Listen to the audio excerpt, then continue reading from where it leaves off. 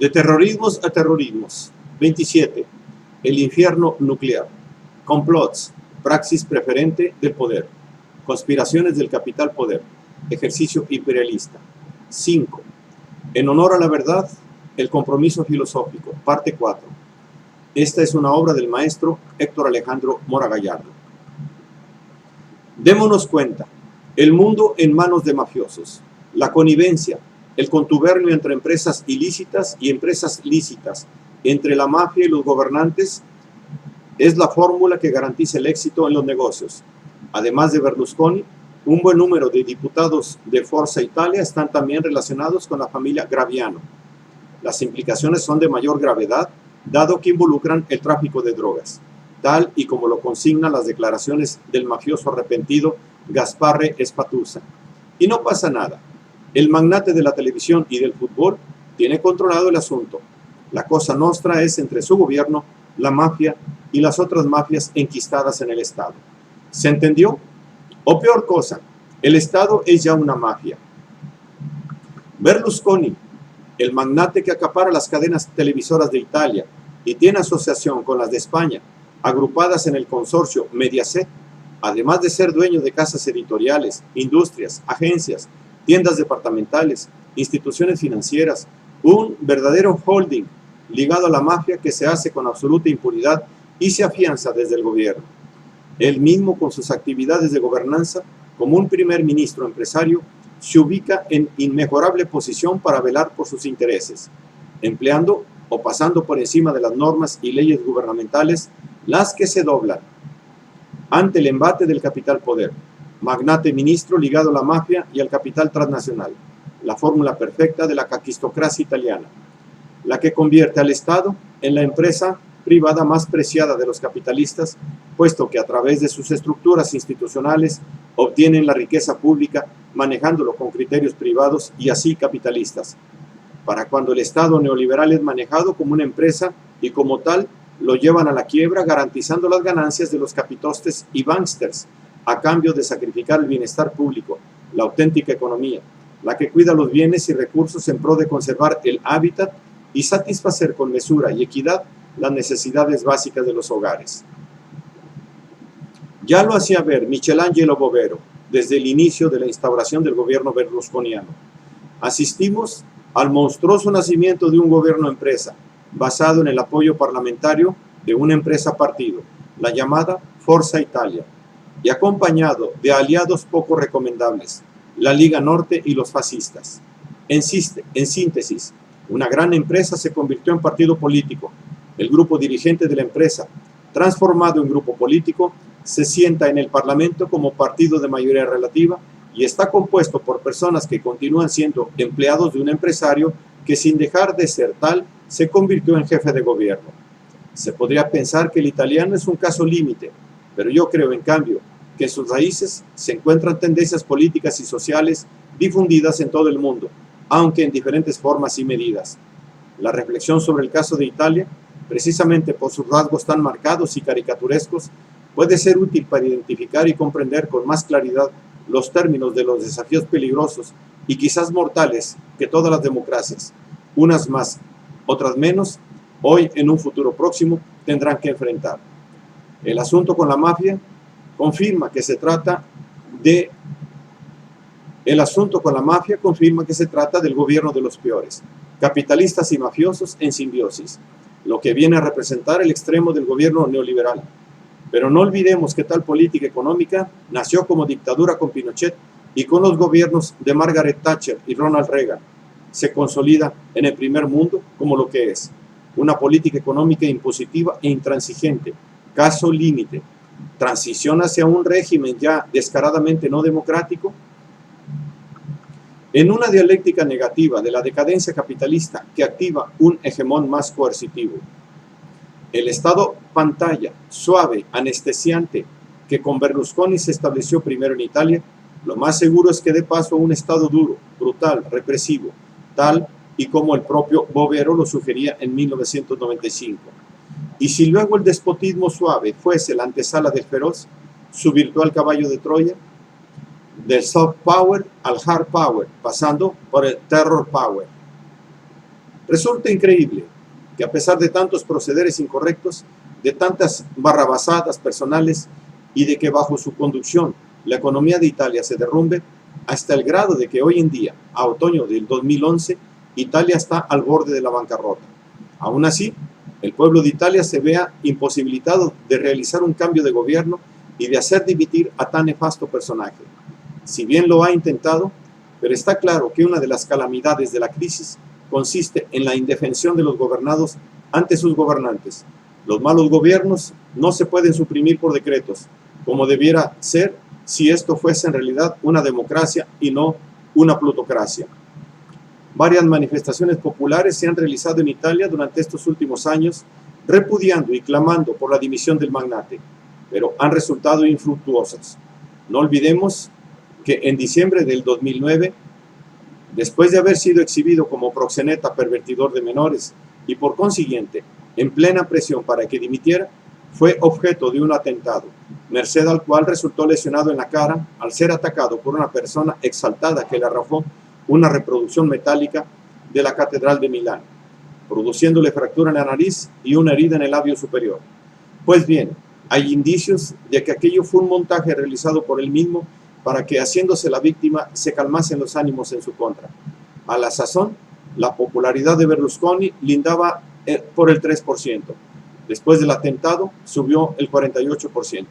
Así de voluble es la democracia encuestada. En YouTube se presentó un video por el cual se puede conjeturar que la supuesta agresión fue preparada.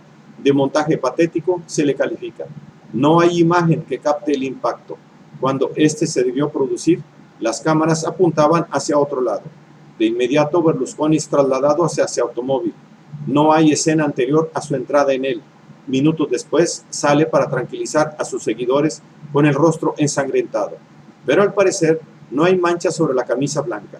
A los pocos días, toda vez que el efecto procurado se realizó, muy campante de la vida, il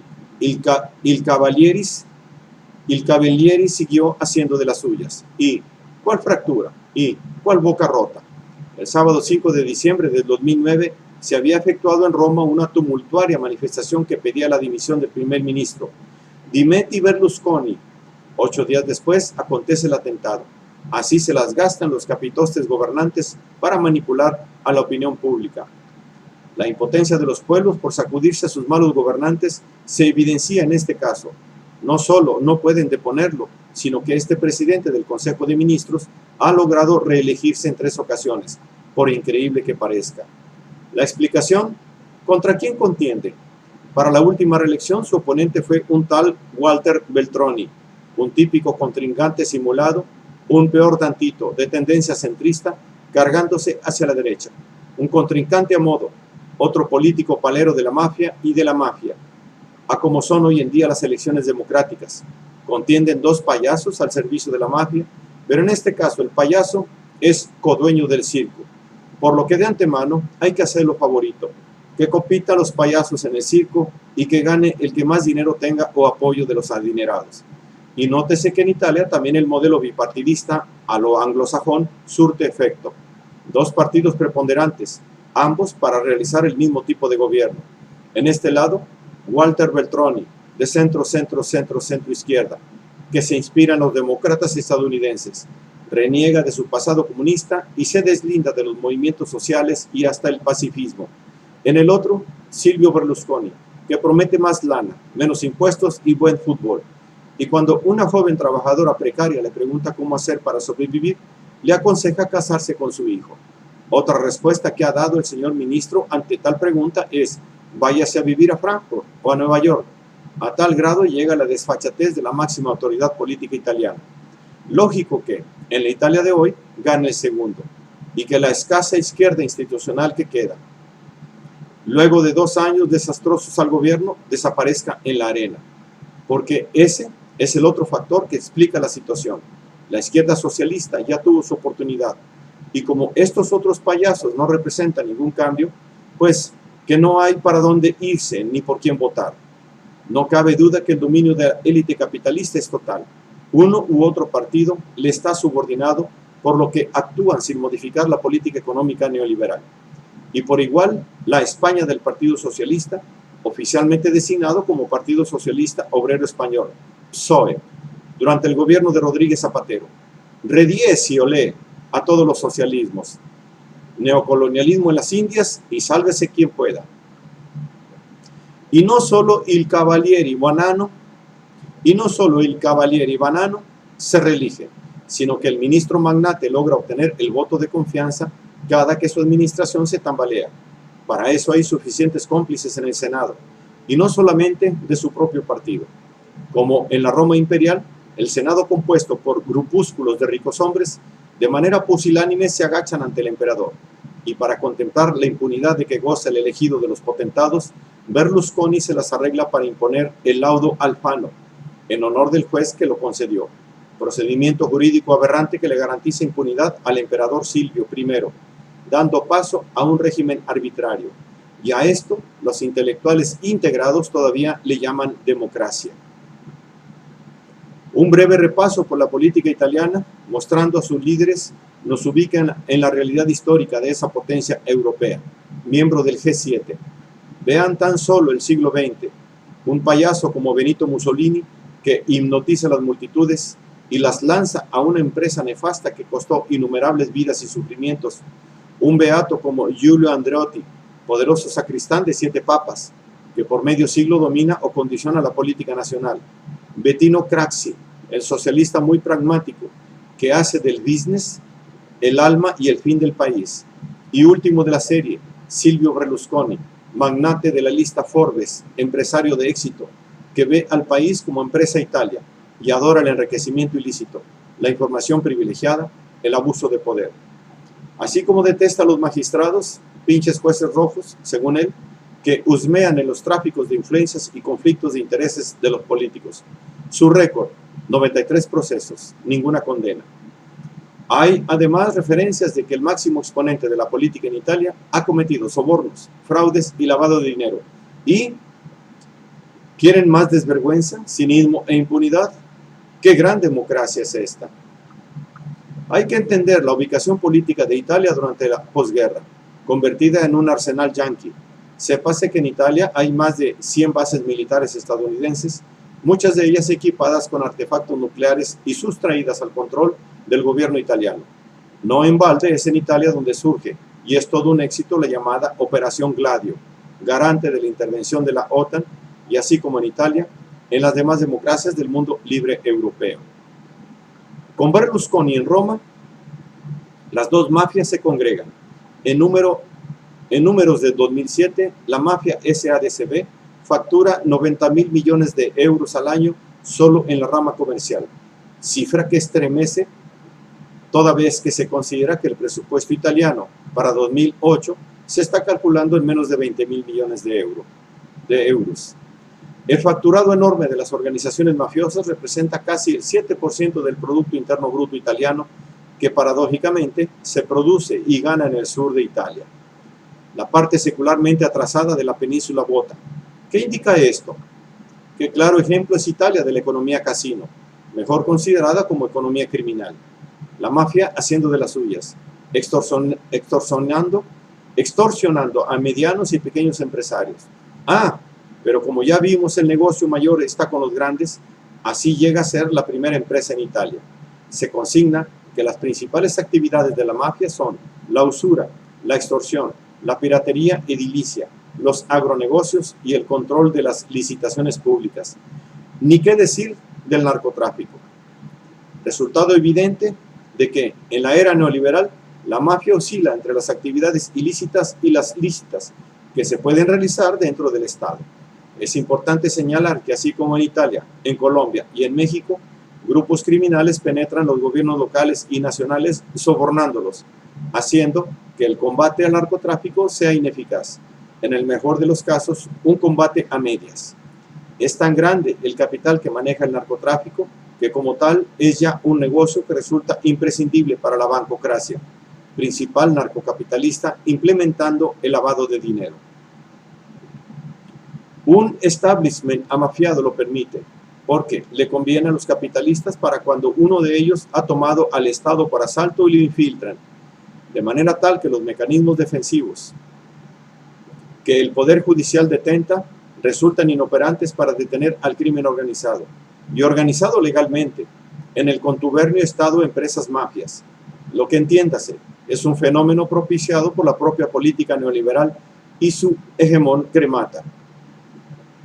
No se admiren de las consecuencias. Así en Italia, como en Colombia, como en México, mafia, narcotráfico, encuentran un Estado predispuesto al negocio ilícito porque dentro del Estado, ocupado por políticos y funcionarios corruptos, la consigna capitalista también priva al enriquecimiento fácil y o la coerción de que nadie resiste un cañonazo en dólares, sobre todo si la alternativa es un plomazo. En tal situación, la guerra contra el terror y el narcotráfico es una farsa emprendida para amedrentar a la sociedad, mientras la vorágine capitalista con las crisis va deteriorando el nivel de vida de las mayorías en relación inversamente proporcional a la concentración de la riqueza de unos cuantos capitostes. 30 años de neoliberalismo en México lo garantizan, cuando que a un presidente espurio como Calderón, el supuesto combate al narcotráfico le ha servido para afianzarse, empleando al ejército y a la marina en actividades represivas indirectamente dirigidas en contra de los ciudadanos, cuando la lista de asesinatos ya es propia de una guerra civil, lo que acontece mientras millones de mexicanos padecen este flagelo, aunado a la pobreza que causa el modelito neoliberal, al que no se cuestiona como causante del malestar, puesto que la descomposición social en este país comenzó cuando el desempleo fue creciendo al aplicarse las recetas neoliberales que destruyeron la economía mixta. Desempleo y la búsqueda de hartas ganancias en el mercado negro son la causa del auge del narcotráfico, así como el factor de la mayor demanda de drogas tras la frontera norte. De manera tal que estamos asistiendo a la depravación de un sistema que emplea sus defectos para victimizar a las mayorías sin aceptar su culpabilidad, cuando que el propio sistema capitalista con su política económica neoliberal es el causante de la crisis, pero a la vez se beneficia de ella afianzando el dominio monopólico.